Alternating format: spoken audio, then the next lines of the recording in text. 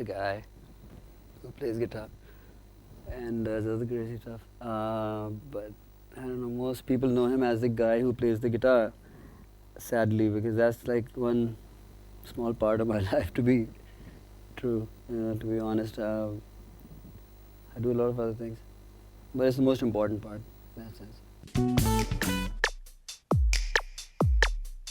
It was a crazy evolution. I was born in Saudi Arabia, then I came to Karachi, and I consider myself that I was born here, and I'm a Karachiite. And I grew up in the neighborhood where the American school was, so I was playing in the American school band. And then I didn't really like my own school a lot because they were teaching a lot of fake history there, and I was reading Britannica at home, and they were telling some stupid lie about some lord, someone, I don't remember who it was, but about the British rule. And the teacher didn't agree, and I was like, "You're teaching this, this isn't right," and I have some reference, And he started hitting me. But at one point, I had to stop him and say, "Well, you can fool these guys. I'm off." So I took off and I got into guitar playing. After that, I did some studies, but not very seriously. But I read a lot of books. I've read a lot, and started playing in clubs. Russell, myself, were together at a time, and we played it in when they made the revolving restaurant. I did my first concert, and Alan Smith was with me, Bosco was with me, Sabby was with me, and Louis was with me. So these were good musicians at the time. One saxophone player, and one lady called Pinky, who now lives in the States, managed it and planned it, and so I'm grateful to them. So I did my first concert at the PACC, and I was 16 or 17, and then the next day there was a full-page thing in the Star Weekend, which read "A Star Is Born," and that was very kind of them, But now I didn't know I didn't know if you're supposed to. I didn't know that you're supposed to thank the guy who writes, because in my mind I was doing my job, he was doing his job, right? And so, I get this message, whatever, And I said, no, I am very thankful. I just didn't know that I'm supposed to thank you, because I'm doing my thing. So anyway, I did that, and then I got sunk into the thing, to be honest. I've always liked playing in clubs, and I've traveled a lot. And one day these friends, they said, well, why don't you make a CD? And I'm like, well, I don't have a point of making a CD, I don't know, but they're like, no, and those were the days, the CDs were kind of new, in the sense that, we used to know LPs, but CDs, we were kind of excited about CDs, right? So they were like, no, why don't you make a CD? You want to say CD? I said, okay, let's make a CD, And I did one song, and somebody liked it, and they made a video, and that's it. I kind of got sunk into this whole thing because I have wanted to stay away from the video side until now. Now I'm decided, now I'm directing my own videos and stuff. I'm taking this seriously because I've found this game interesting as well. I used to find the club game interesting, and I still find that the most exciting, and I'm doing something about that over here. So I just played music, and people seem to like it, and I've not sold out. I'm not going to sell out. I'm not that kind of person. I've been offered in many ways, through pressure, through cash, through politics. The little politics that goes around in a music circle or something, not the serious, real politics. So, I've been attacked in many ways, but I've managed to survive, and doing very well now, and working with the government in what they're trying to do at a prestigious place, and teaching, and I have professional students. I'm really lucky in that sense. I'm very thankful in that sense, and I see a change after the whole thing where we had to see the dark time, and then there were no gigs. I think now it's going to be a very good scene.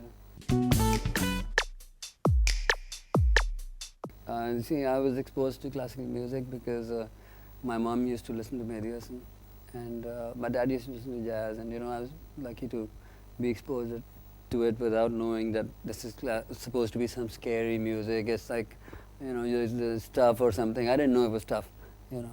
I just knew it was music, like jazz. I didn't know it was supposed to be tough, So in my mind, there were no boundaries about what was tough or easy. It was just music around the house.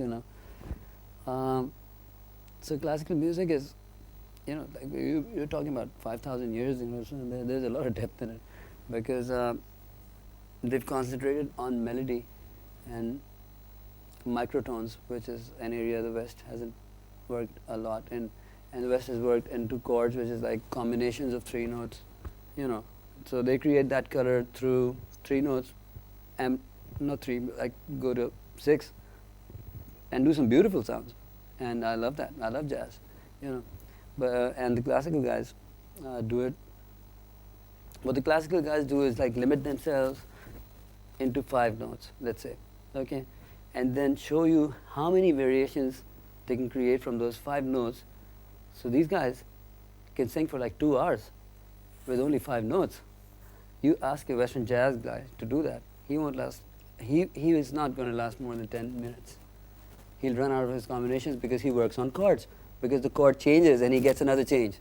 If he's stuck in 1 note and 5 notes for 2 hours, trust me, I play jazz, So it's an exact opposite approach to jazz, and it's really interesting, So I try to mix both, And now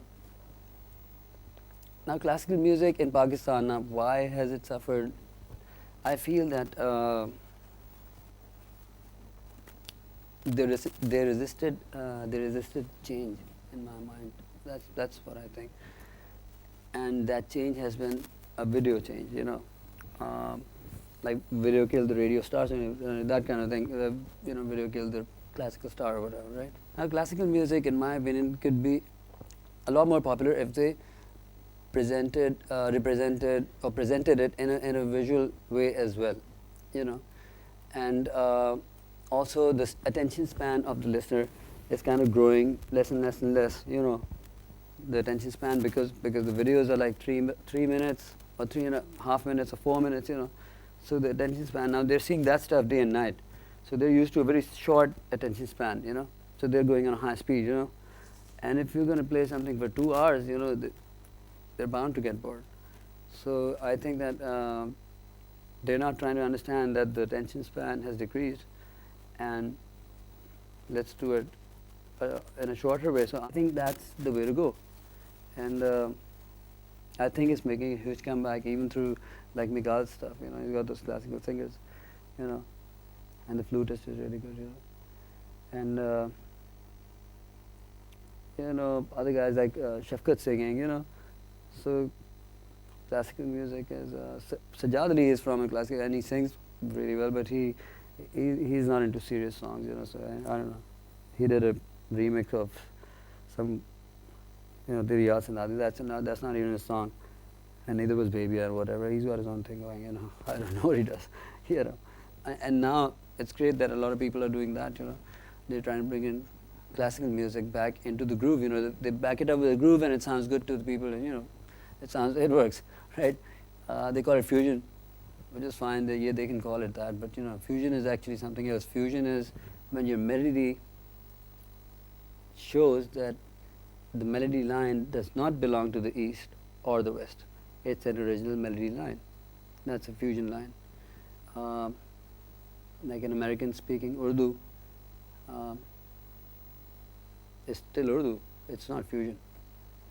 So that's what these guys are trying to do. They play the rag and play a beat and call it fusion. That's got nothing to do with it. Fusion is something else. Fusion happened in the 80s, and with the jazz guys, they started doing music. So that was fusion. This is not fusion. Classical music is going to come back. It's going to make a strong comeback, because people get tired of this boring 3-chord pattern or whatever.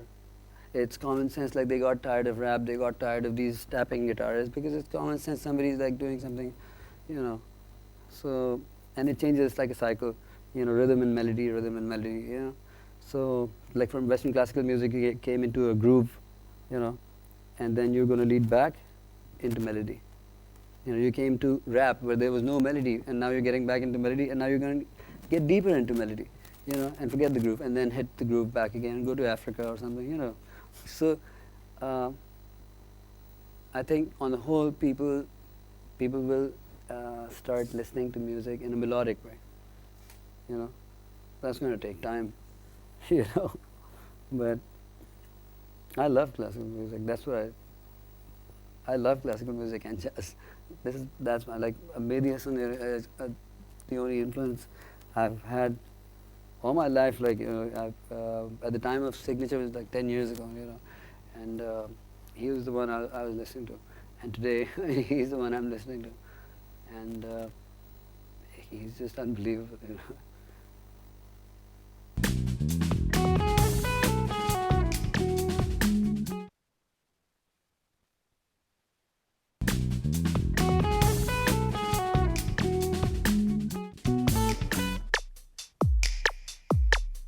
Sponsorships, you see, sponsoring something is a very good thing.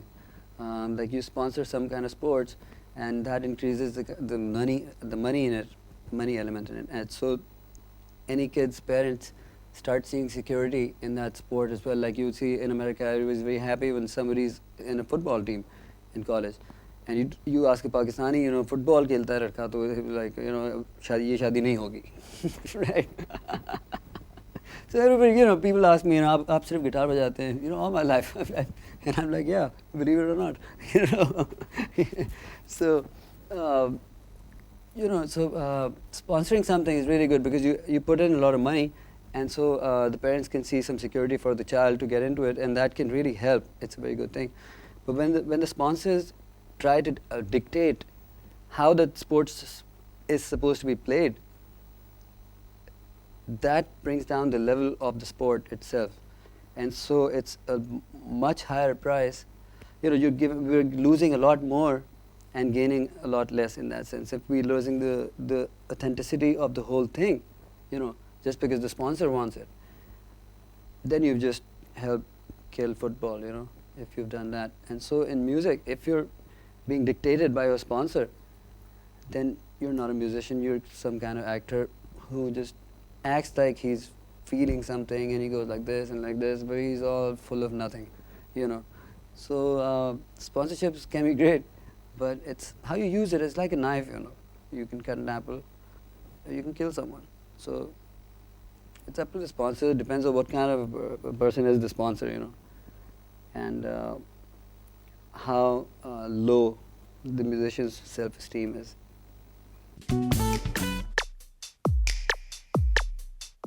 Commercialism is something like it's just like selling yourself, okay, and which is fine to a point where you say commercialism, like business is a commercial thing. When you open a shop or something, or a chain store or something, you're being commercial, right? And you're doing that. Now, when you mix something pure like art, which is supposed to be your heart's expression, and you start compromising on that because of some cash, then you've sold yourself. And to me, that's commercialism. At any level, at any that means even a small jingle or anything. Now, all professionals have been commercial at one point or the other, because to survive in music, now there comes a time when you don't have money for your rent, and you have very highs and a lot of highs, a lot of lows. It's not a steady job. It's not. It's one of the most dangerous professions in that sense, in the sense of getting hired or fired, because you really don't have a job tomorrow, so you don't know what's going to happen, right? But if you're good, you survive, So it's a tough thing. So at a point, everybody has had to play something that he doesn't want to play, like in a jingle, or he doesn't prefer to play, But then they survive. But sadly, some guys, when they're okay, when they're not having to sell themselves, they keep selling themselves and collecting money for some reason. I don't know what they get from it. It's their lives. I wouldn't personally judge them on that, because they could be using the money for a very good reason, and they might have a very good logical reason, and I wouldn't choose to do it. I'm not that way. I'll survive. So politics is larger than music, because if a country has pro-music politics, then that country's music nourishes. So that kind of politics is always the ruling factor in how well the music industry is going to do.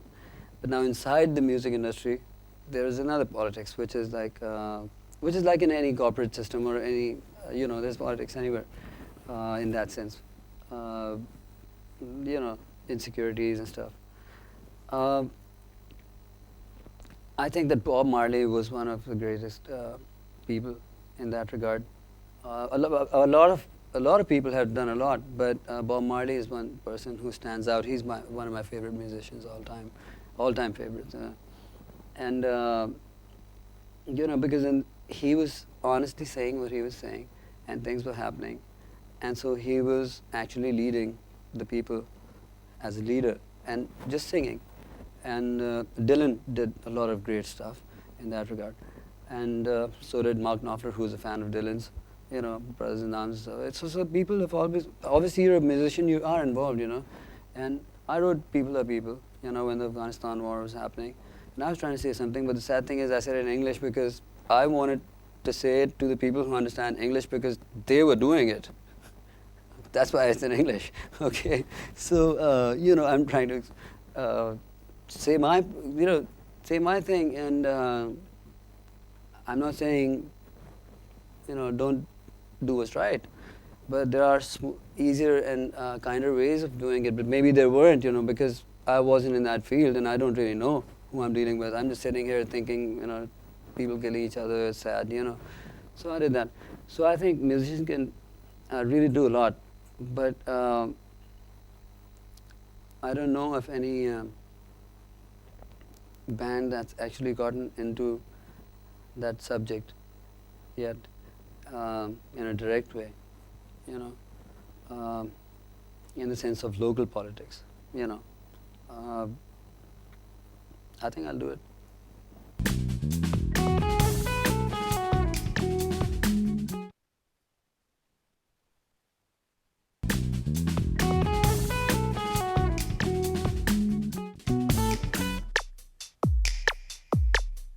Criticism is the whole deal. If you have a closed mind, like you're like a full glass or something, and then somebody's going to pour gold into you, it's going to fall outside because you're already full. So, like ignorance, you have to be ignorant if you want to know something, you have to be ignorant first. Now, if you already think that you know, then you're stupid. So any fool who turns away criticism is kind of a sad person for me, and I take it in a very friendly and a loving way. But if it's sensible, if somebody says, I don't like your shirt, but I don't care about that. But something like totally shallow, I would say, like I don't like your hair. Why don't you cut your hair? And I'm like, okay, I'll cut it, but what's the deal? That kind of criticism.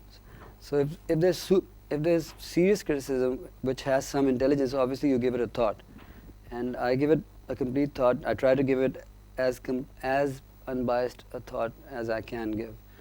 Try to see the other person's point of view, and mostly I see their point of view, and I see that there are things that I could do about something, and I do it.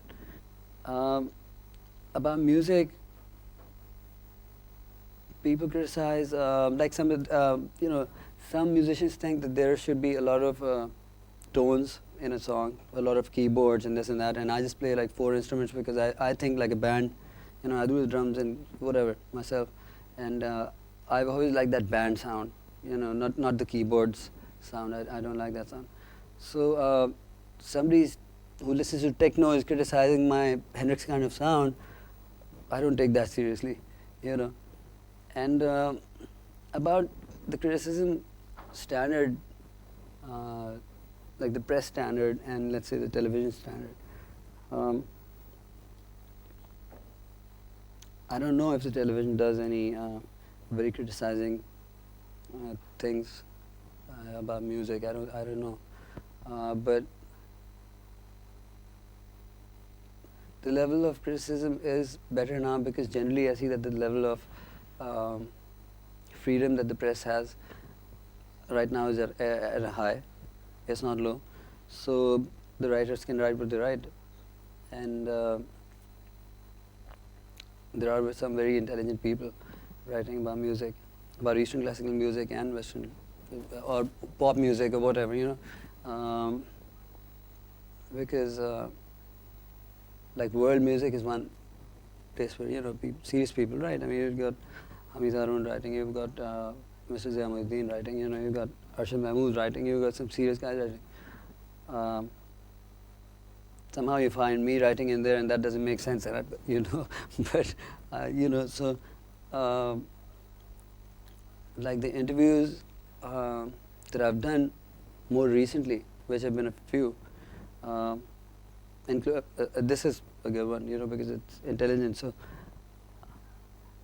I guess whatever I think, whoever's watching, they can think about the standard of criticism right now, because we are talking about music, and I think it's very good.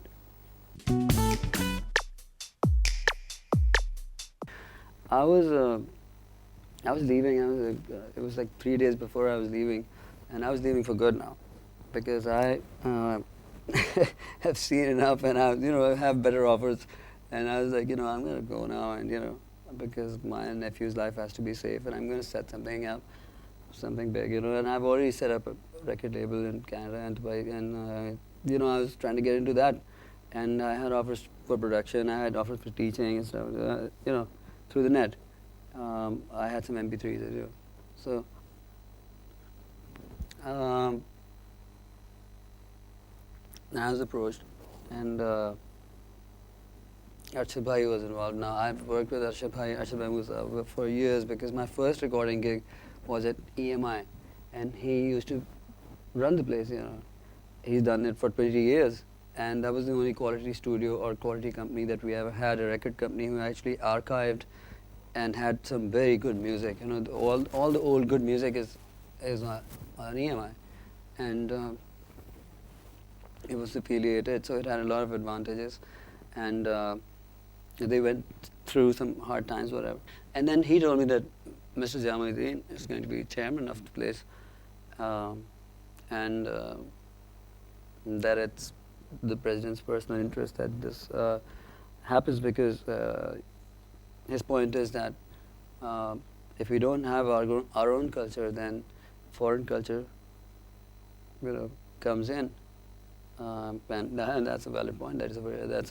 That's true, So the whole change. So they were talking about a serious change, and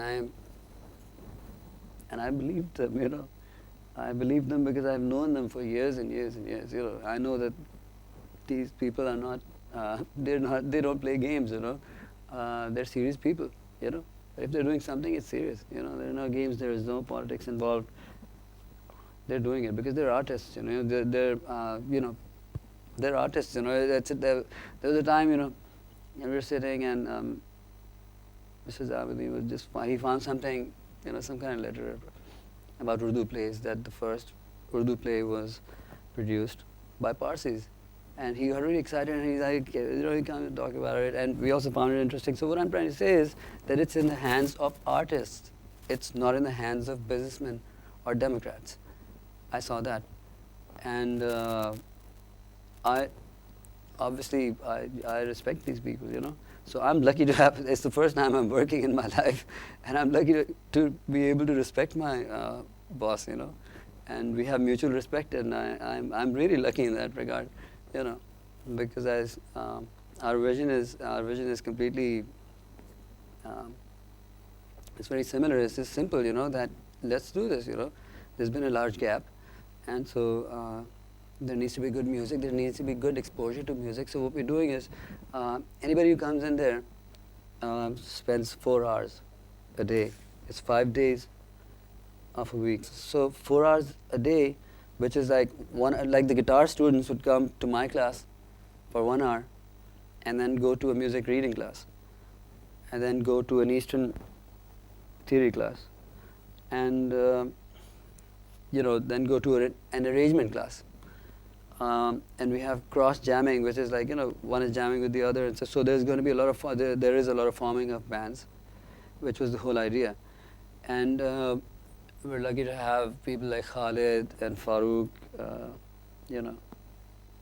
from RO, and Asad, who plays with Najm Shah. Professionals, we have some professionals studying there, and they're applying it to their music, and the bands are coming, hey, we're really excited, we're sounding good, So it's really nice for me, and I think that the more professionals we got in, it would be nice for NAPA, because then the people who are listening to them would know where they're getting their licks from, and they know where to go. But that's become a problem, because it's like a lot of people want to learn music, and like a lot of people want to learn the guitar and singing, and right now there's not enough space there, and there's not enough hours in a person's life. I teach 4 hours. I can't teach 8 hours. Teaching is tough. It's you need a lot of concentration. I've been really involved in it, and I love teaching there. Because I have really good students who are actually there, who've passed like tests and tests and tests and tests before they can do this, and who are really sincere. So I'm very thankful in that regard, and the whole atmosphere is very conducive to art. It's friendly people. Everything's nice. There's no ego trips or anything. Everybody's normal. So it's a good place.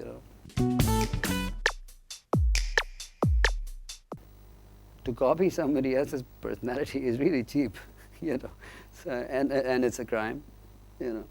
And most Pakistani bands do it. I've written about it in the next issue of World Music, and we're compiling a CD of music like the Band of Gypsies, which is Papu Yaar Tang Na Kar, is a direct rip-off of that. And so Salman's been doing that for quite some time, and it amazes me that he wants to form a union, and I'm like, wait a minute, you got to give some money to the Hendrix Foundation, first, before you form a union, because you talk about accountability all the time with Imran Khan, and I'm asking you about accountability now, So I've written about that. I think it's the cheapest thing to do, and it's sad that most of the very, very famous bands have done it, while Sanjay have done it. They're like Red Wine, and they call it an inspiration. I don't get this inspiration deal, I don't buy this. That's stupid. That's insulting my intelligence, this is an inspiration.